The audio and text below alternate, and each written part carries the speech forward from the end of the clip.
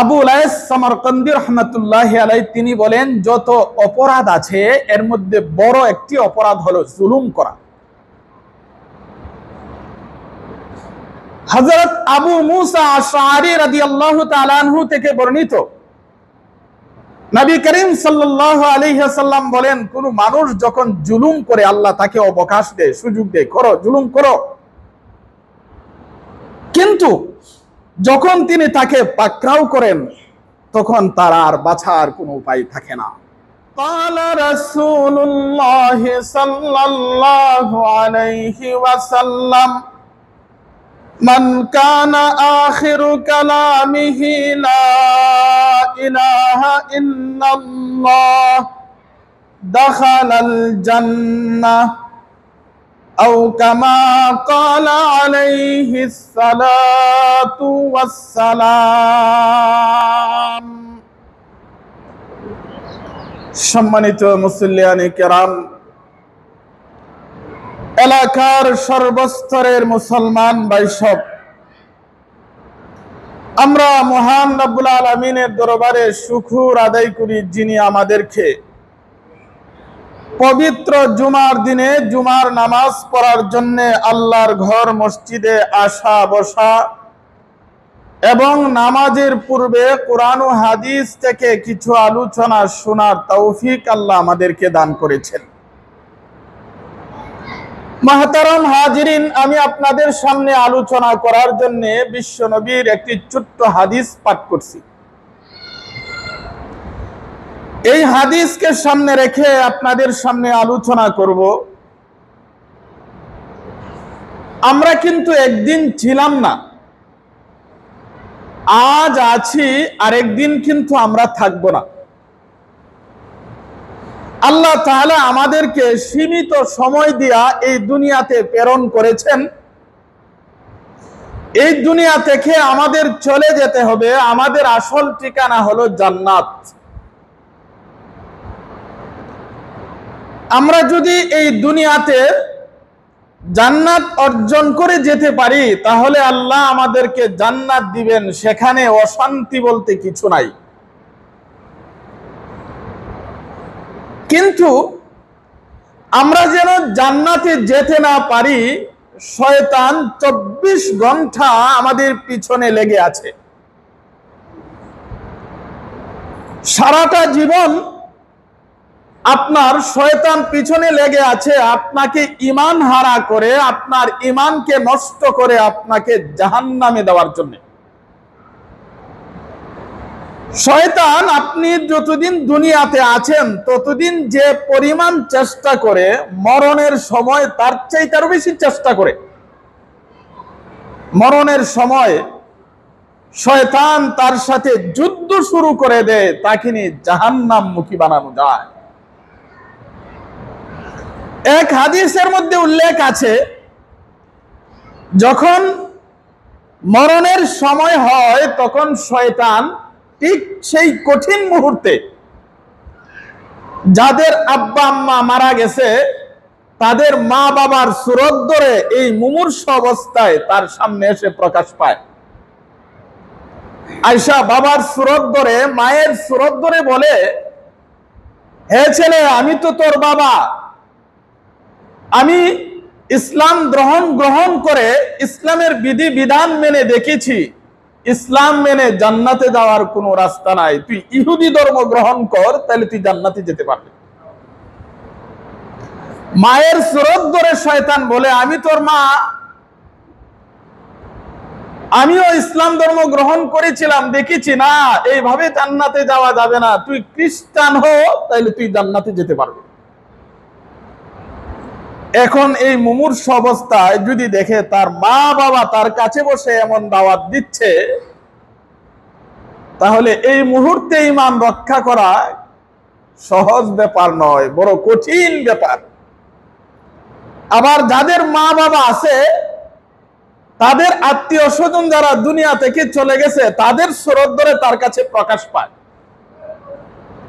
এই জন্য মুহতারাম হাজিরিন, মৃত্যুর সময় শয়তান থেকে ঈমানকে রক্ষা করা বড় কঠিন ব্যাপার। এই জন্য সবসময় আল্লাহর কাছে দোয়া করতে হবে, আল্লাহ মরণের সময় এই শয়তানের চক্রান্ত থেকে আমাদের ঈমানকে হেফাজত করিয়েন। আল্লাহ যদি রক্ষা না করে আমাদের কোনো উপায় নাই। কিন্তু কোরআন হাদিস দেখলে দেখা যায় কিছু আলামত আছে, এই আলামত গুলো প্রমাণ করে তার মৃত্যুটা হয়েছে উত্তম পদ্ধতিতে। শেষ পরিণাম ভালো হওয়ার কিছু আলামত আছে। একটা মানুষ মারা যাওয়ার পরে এই আলামত গুলো যদি পাওয়া যায় তাহলে বোঝা যায় যে তার শেষ পরিণাম ভালো হয়েছে। অনেক আলামত বর্ণনা করেছেন, আমি শুধু আজ আপনাদের সামনে সংক্ষিপ্ত আকারে 7টি আলামত বর্ণনা করব। এর মধ্যে একটা আলামত হলো, আমি যে হাদিস আপনাদের সামনে পাঠ করেছি, নবী করিম সাল্লাল্লাহু আলাইহি ওয়াসাল্লাম বলেন, মান কানা আখিরু কালামিহি লা ইলাহা ইল্লাল্লাহ দাখালাল জান্নাহ। আল্লাহর নবী বলেন, যার শেষ কথা হবে লা ইলাহা ইল্লাল্লাহ, সেই লোকটা জান্নাতে প্রবেশ করবে। মৃত্যুর আগে যদি লা ইলাহা ইল্লাল্লাহ পড়তে পারে, হযরত উলামায়ে কেরামগণ বলেন শুধু এতটুক পড়লেই চলবে যে লা ইলাহা ইল্লাল্লাহ না লা ইলাহা ইল্লাল্লাহু মুহাম্মাদুর রাসূলুল্লাহ পুরা পড়তে হবে। এখানে উলামায়ে কেরামগণ বলেন যেহেতু হাদিসে শুধু লা ইলাহা ইল্লাল্লাহর কথা আছে, এতটুক পড়লেও হবে। আবার কোন কোন উলামায়ে কেরামগণ বলেন না, পুরাটাই পড়ার কথা বলেছেন। তাহলে শেষ কালিমা, মৃত্যুর আগে মুখে কালিমা জারি হওয়া, এটা ভাগ্যের ব্যাপার। মরণের আগে যার মুখে কালিমা জারি হয়ে গেছে, বুঝতে হবে তার মৃত্যুটা বড় ভালো,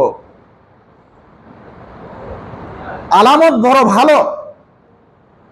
এই জন্যে নবী করিম সাল্লাল্লাহু আলাইহি ওয়াসাল্লাম এক হাদিসের মধ্যে বলেন, লাকিনু মাউতাকুম লা ইলাহা ইল্লাল্লাহ।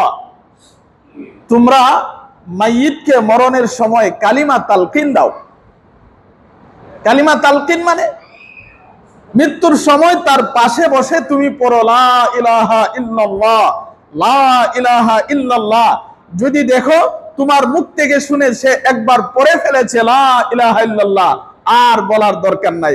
কিন্তু আমরা এই কথাটা না জানার কারণে আমরা দেখা যায় মৃত্যুর সময় অনেকে আমরা কালিমা তালকিন দেই, তারে বারে বারে পড়াই, খো লা ইলাহা ইল্লাল্লাহ, খো লা ইলাহা ইল্লাল্লাহ। আরে ভাই, এটা তো একটা কঠিন মুহূর্ত। আমরা একদিন রোজা রাখলে বিকাল বেলায় যদি কেউ 2-4 বার একটা প্রশ্ন করে কথা বলে, রাগ উঠে যায়। আর এই সময় আজরাইলের সাথে পাঞ্জা লড়ছে, কঠিন এক মুহূর্ত। এই মুহূর্তে যদি তারে খালি পড়ো লা ইলাহা ইল্লাল্লাহ, পড়ো লা ইলাহা ইল্লাল্লাহ, সে বিরক্ত হয়ে যেতে পারে। সে সেই মুহূর্তে বলে নিতে পারে আমি পড়বো না। বানাইতে চাইছিলেন ইমানদার, হয়ে যাবে বেঈমান। এই জন্য তাকে এই সময় বিরক্ত করতে নাই, বারে বারে পড়ানো কোনো শর্ত না। দেখো একবার পড়ছি কিনা লা ইলাহা ইল্লাল্লাহ। হ্যাঁ, একবার পড়ার পরে কথা বলছে, কোনো কিছু খাইছে, ঔষধ খাইছে বা কোনো খাবার খাইছে, তাহলে তো কথা বলছে, তাহলে তার শেষ কালিমাটা লা ইলাহা ইল্লাল্লাহ হলো না। তাহলে আবার তালকিন দাও, দেখো একবার পড়ে কিনা। যদি একবার পড়ে নেয় লা ইলাহা ইল্লাল্লাহ, আর পড়ানোর দরকার নাই। এই অবস্থায় যদি তার মরণ হয়, আল্লাহর নবী বলেছেন দাখালাল জান্নাহ। এই জন্য মৃত্যুর সময় কালেমা মুখে জারি হওয়া, এটা বড় সৌভাগ্যের ব্যাপার, বড় আনন্দের ব্যাপার। এক। 2 নাম্বার আলামত হলো আনুগত্য এবং নেকির উপরে মৃত্যু হওয়া। যেমন একটা লোক নামাজ পড়তেছে, নামাজ অবস্থায় তার মরণ হয়েছে। রোজা রাখছে, রোজা রাখা অবস্থায় তার মরণ হয়েছে। জিকির করতেছে, জিকির করা অবস্থায় তার মরণ হয়েছে। কোরআন তেলাওয়াত করতেছে, কোরআন তেলাওয়াত অবস্থায় মরণ হয়েছে। বহু নজির এমন আছে, বহু আল্লাহ ওয়ালা বুজুর্গ, বহু নেককার মানুষের নজির এমন আছে। নামাজ শুরু করেছে, 1 রাকাত পড়ার পরই মারা গেছে। রোজা রাখছে, রোজা রাখা অবস্থায় মারা গেছে। কোরআন তেলাওয়াত করতেছে, হঠাৎ করে কোরআন তেলাওয়াত অবস্থায় মারা গেছে। যদি কোনো নেক কাজ চলাকালীন লোকটা মারা যায়, তাহলে বোঝা গেল তার মৃত্যুটা হয়েছে ভালো অবস্থায়। এটা শেষ পরিণাম ভালো হওয়ার আলামত। এটা হলো 2। 3 নাম্বার হলো একটা মানুষ মারা যাওয়ার সময় যদি তার কপালটা দেখেন একটা চিকন ঘাম দিছে, একটা ঘেমে গেছে, তাইলে বুঝতে হইব তার মরণটা ভালো হয়েছে। এটা আমার কথা না, হাদিসের কথা। قال رسول الله صلى الله عليه وسلم المؤمن يموت بعرق الجبين। আল্লাহর নবী বলেন মুমিন যারা তারা মারা যায় কিভাবে? তারা মারা যায় কপালের ঘামের সাথে। তারা যখন মারা যায় তখন তার কপালটা একটু ঘেমে যায়। হযরত উলামায়ে কেরামগণ বলেন মুমিন যারা তারার কপাল ঘামে কেড়ে।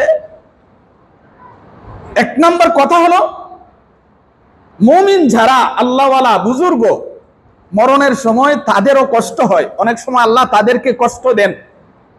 কেন কষ্ট দেন? আল্লাহ কষ্ট দেন যদি কোনো ছোটখাটো কোনো অপরাধ থাকে, এই অপরাধ এই কষ্টের মাধ্যমে আল্লাহ ক্ষমা করে দেন। আর যদি কোনো অপরাধ না থাকে এর মাধ্যমে আল্লাহ তার মর্যাদা বাড়াইয়া দেন। এই জন্যে অনেক সময় দেখা যায় মুমিনের কষ্টের কারণেও ঘেমে যেতে পারে।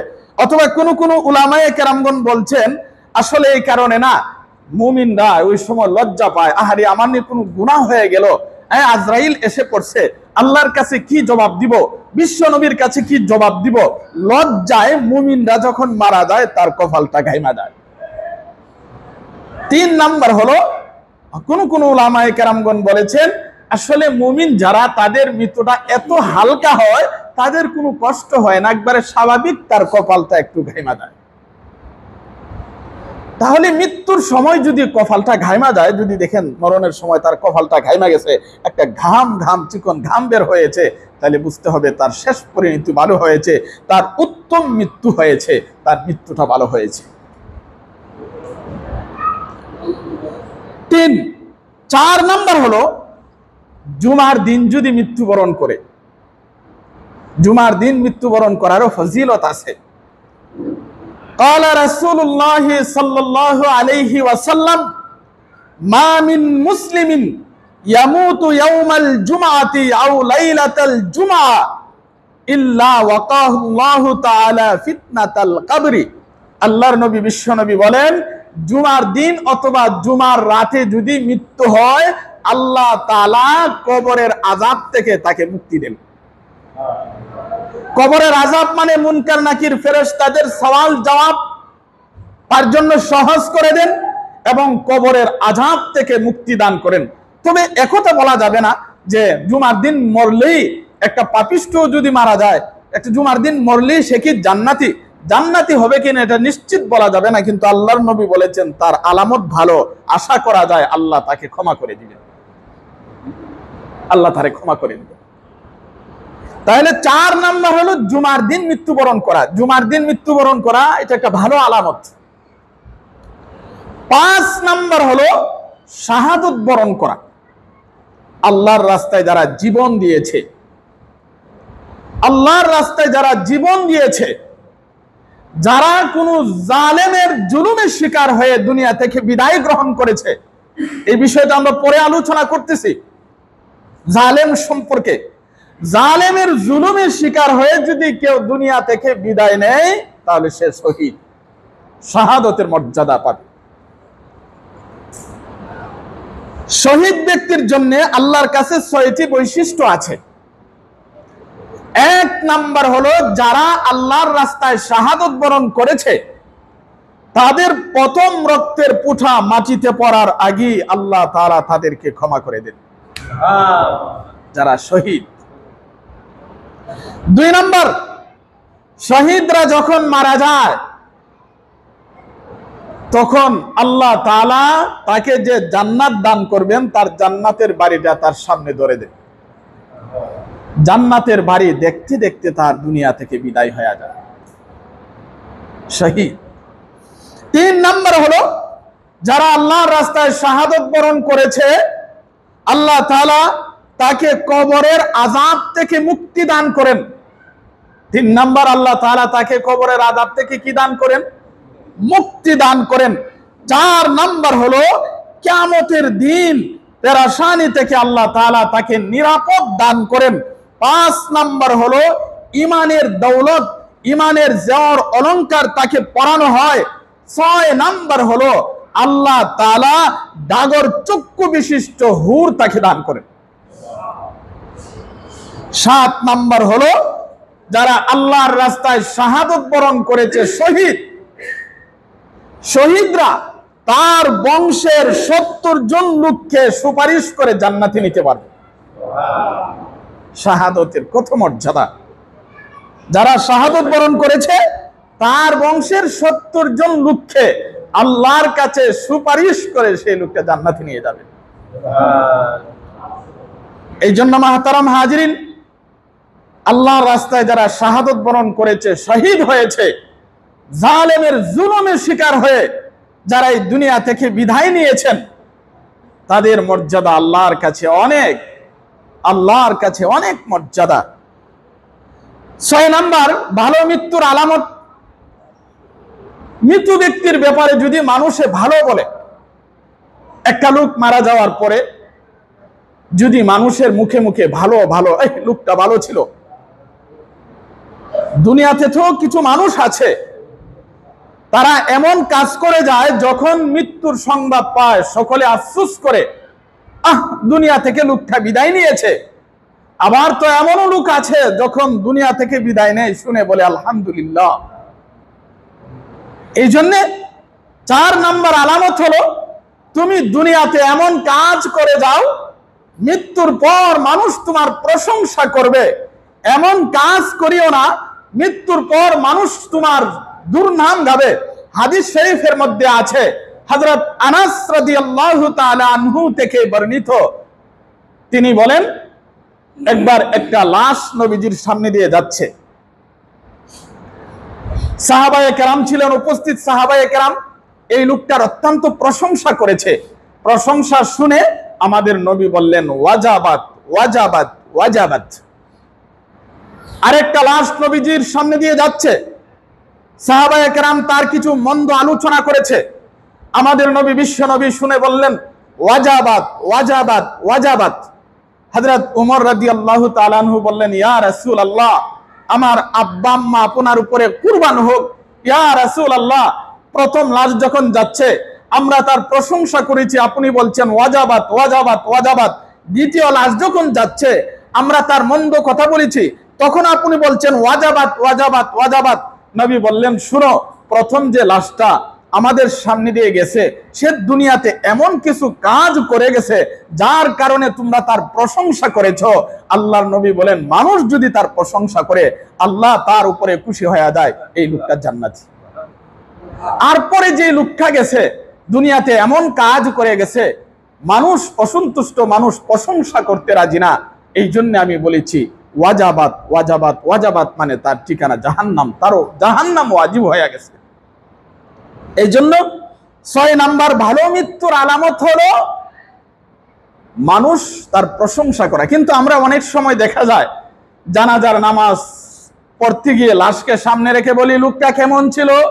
আল্লাহর নবী যে হাদিসে বলছে এই কথা না, এটা না, লোকটা কেমন ছিল। এখন দেখা যায় সবাই একজনের সাথে সাথে আরেকজন সবাই হাত উঠায় ভালো ছিল ভালো ছিল, হাত উঠাইছে, হাত ভালো ছিল, অন্তরে বলতেছে সুদকুর আছেন, এক ঘুষকুর আছেন, বিভিন্ন ধরনের গুনার কাজ করতো, এর অন্তর দিয়া পছন্দ করে না, কিন্তু সবার সাথে হাত মিলাইছে ভালো ছিল। আল্লাহর নবী কয় এই ভালোর কথা আমি বলছি না, একটা লোক মারা গেলে অন্তরে দেখি বলেন আরে লোকটা ভালো ছিল। 7 নাম্বার হলো কেউ যদি স্বপ্নের যুগে আল্লাহর নবীকে দেখে, আল্লাহর নবীকে দেখে, আল্লাহর নবীকে দেখার পরে তার মরণ হয়, তাহলে বুঝতে হবে তার মরণ ভালো হয়েছে। কারণ আল্লাহর নবীকে স্বপ্নে দেখলে জান্নাত ওয়াজিব হয়ে যায়।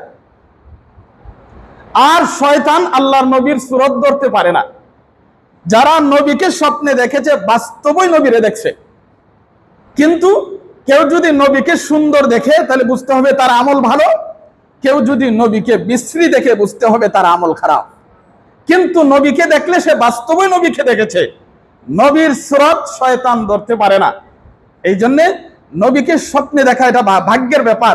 গত সপ্তাহে আলোচনা করেছি নবীকে দেখার একটা আমল আছে, সূরা কাউসারের আলোচনা করেছিলাম গত সপ্তাহে, যে কেউ যদি বৃহস্পতিবারের দিন গিয়া রাতে 1000 বার সূরা কাউসার ইন্না আতাইনা কাল কাউসার তেলাওয়াত করে সাথে সাথে 1000 বার দুরূদ শরীফ পাঠ করে আশা করা যায় রাতের বেলায় আল্লাহর নবীর সাক্ষাৎ পাবে। তবে এই আমল করার পরেও যদি কেউ না দেখি বুঝতে হবে আমার আমলে কোনো ত্রুটি আছে। তো মুহতারাম হাজিরিন, বলছিলাম আমরা এই দুনিয়াতে ছিলাম না একদিন, এখন আছি, কিন্তু আরেকদিন থাকবো না। আমাদের আসল ঠিকানা কিন্তু এই দুনিয়া নয়, আমাদের আসল ঠিকানা হলো জান্নাত। কিন্তু আমরা যেন জান্নাতে যেতে না পারি, শয়তান 24টা ঘন্টা আমাদের পিছনে লেগে আছে। মৃত্যুর সময় শয়তান তার দল বল নিয়ে চেষ্টা করতে থাকে এই লোকটাকে জাহান্নামী বানানোর জন্য। আল্লাহ তাআলা আমাদেরকে হেফাজত করুন, আমরা যেন ওই মৃত্যুর সময় শয়তানের চক্রান্ত থেকে আল্লাহ আমাদের ঈমানকে হেফাজত করতে পারে। তো মুহতারাম হাজিরিন, আবু লাইস সামারকান্দি রাহমাতুল্লাহি আলাইহি তিনি বলেন, যত অপরাধ আছে এর মধ্যে বড় একটি অপরাধ হলো জুলুম করা। হযরত আবু মুসা আশআরী রাদিয়াল্লাহু তাআলা আনহু থেকে বর্ণিত, নবী করিম সাল্লাল্লাহু আলাইহি ওয়াসাল্লাম বলেন, কোন মানুষ যখন জুলুম করে আল্লাহ তাকে অবকাশ দেয়, সুযোগ দেয়, করো জুলুম করো, কিন্তু যখন তিনি তাকে পাকড়াও করেন তখন তার আর বাঁচার কোনো উপায় থাকে না। এটা হলো আল্লাহর নবীর কথা। আল্লাহ তাআলা সূরা হুদের 102 নম্বর আয়াতে বলেন, আপনার রব যখন কোন জালিম জনপদবাসীদেরকে পাকড়াও করেন তখন তার পাকড়াও এমনই হয়, আল্লাহ তাআলার পাকড়াও নিশ্চয় কঠিন যন্ত্রণাদায়ক।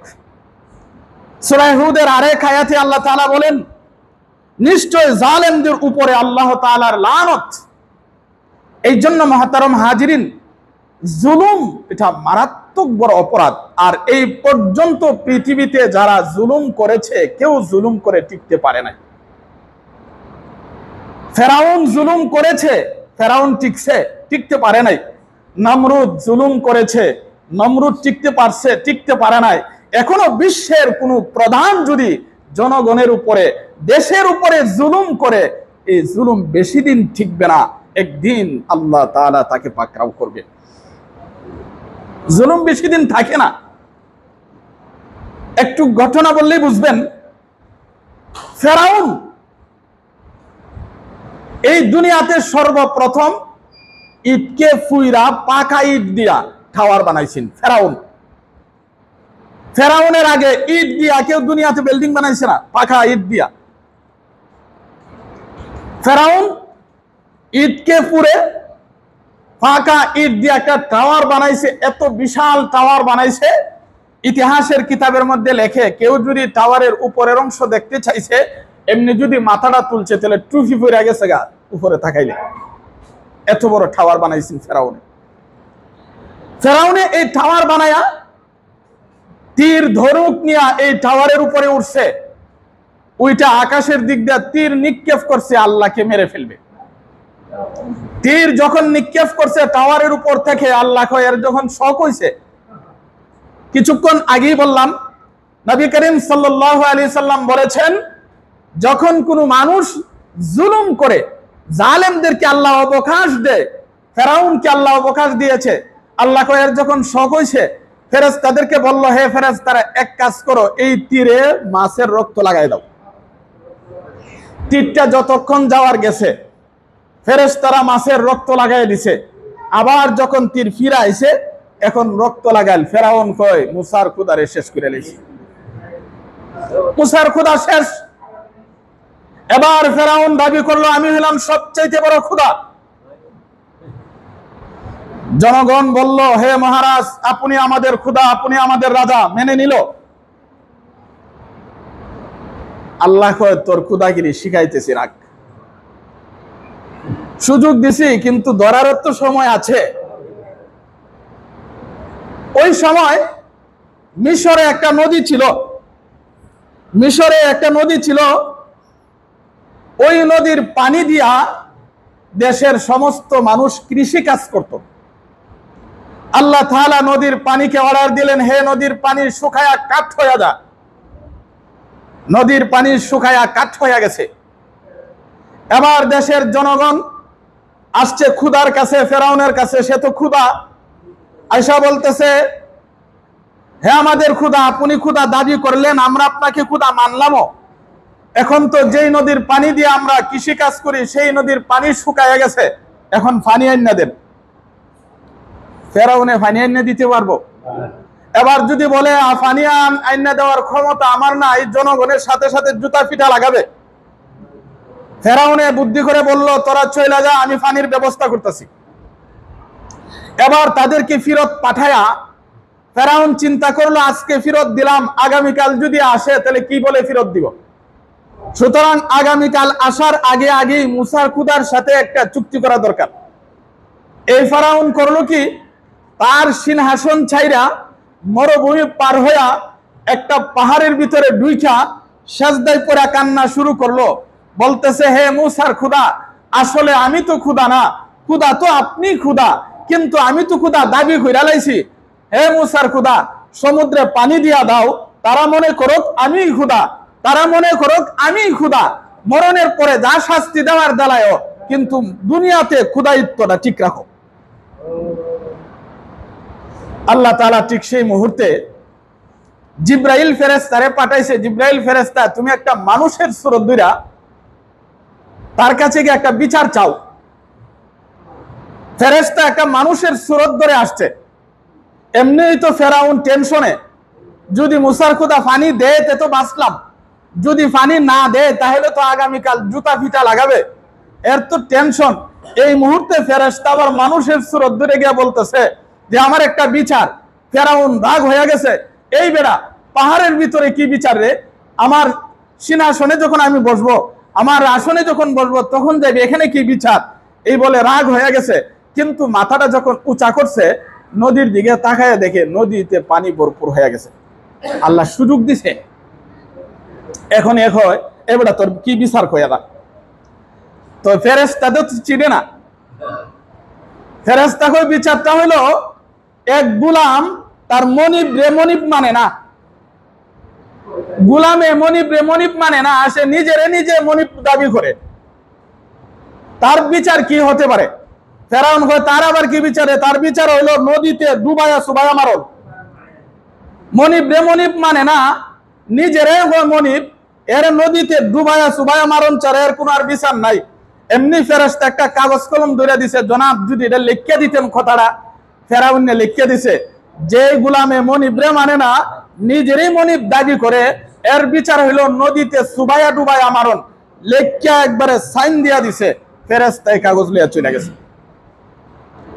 কিছুদিন পর ফেরাউন এবং মূসার সাথে যখন সংঘর্ষ হয়েছে, মূসা আলাইহিস সালাম তার বাহিনী নিয়ে নদী পার হয়ে চলে গেলেন, আল্লাহ কুদরতি রাস্তা করে দিলেন। মূসা আলাইহিস সালাম তার উম্মতকে নিয়ে সুন্দরভাবে নদী পার হয়ে গেছে। এবার ফেরাউন দেখে মূসা দি কত সুন্দর পার হয়ে গেছে। 20 লক্ষ তার সৈনিক, ফেরাউনের 20 লক্ষ সৈনিক নিয়ে যখন এই রাস্তার উপরে উঠছে, নদীর মাঝামাঝি গেছে, আল্লাহ কয় পানি দুই দিক দিয়ে তাকে ছাপ দাও, রাস্তাকে ভেঙ্গে দাও। ফেরাউন তার দল বল নিয়া পানিতে সুবানি নাহানি খায়া জনগণ যা আছেন, সেনাবাহিনী তার শ্রোতা যা আছেন সব মারা গেছে। ফেরাউন না হাবুডাবু খাইতে শুরু করছে, নাকটা পানির উপরে ভাইয়া রইছে, হাবুডাবু খাইতেছে আর কইতেছে, আমি খোদা না, আসলে মুসার খোদাই আসল খোদা, মুসার খোদাই আসল খোদা। ঠিক সেই মুহূর্তে ফেরেশতা নদীর নিচ থেকে ফেক উঠায় তার মুখ দিয়া ঢুকাইতেছে আর কইতেছে, ওদিন হয়ে আসলে অহন স্মরণ হইছে। এমনি তার সামনে কাগজটা ধরে দিছে, দেখছেন কাগজটা কি লেখা আছে, এটা কার লেখা? ওইটা তো আমারই লেখা। ও তোর কথাই বলছিলাম, আল্লাহ হলেন মনিব, তুই হইলে গোলাম। আল্লাহ হইল মনিব, আমরা দুনিয়ার মানুষ হইল গোলাম, কিন্তু তুই দেখা যায় গোলাম হইয়া তুই মনিব দাবি করস। এবার তোর লেখা মতো তোর কি বিচার হন দরকার? আমার কথা মতো তো এটাই আমার বিচার। তাহলে দেখো তোর কি কেমন লাগে। মাহতারাম হাজিরিন, ফেরাউন অনেক প্রতাপশালী ছিল।